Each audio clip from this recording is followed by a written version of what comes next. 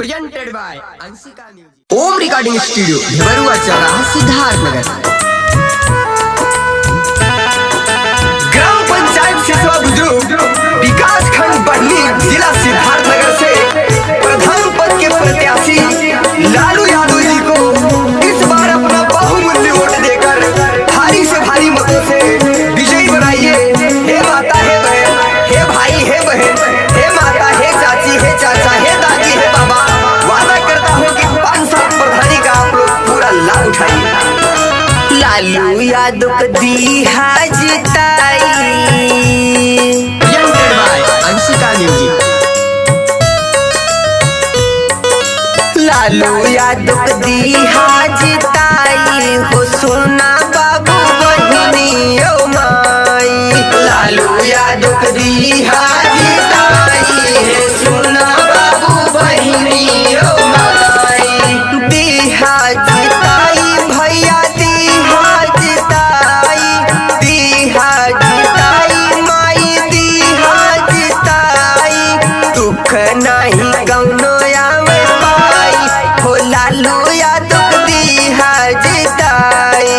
लालू भैया को दी जिताई है सोना बाबू बहिनी ओ माई। जहाँ बहेगा आपका पसीना लालू भैया वहाँ लहू बहाएंगे। जहाँ बहेगा आपका पसीना लालू भैया वहाँ लहू बहाएंगे। याद रखना ये माता, ये बहन, सिसवा बुजुर्ग को लालू भैया हीरे के जैसा चमका के रखेंगे।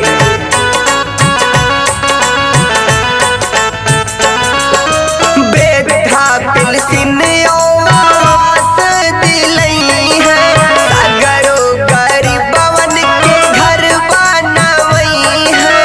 ये है लालू भैया का काम, इंसानियत से अपना धर्म निभाएंगे।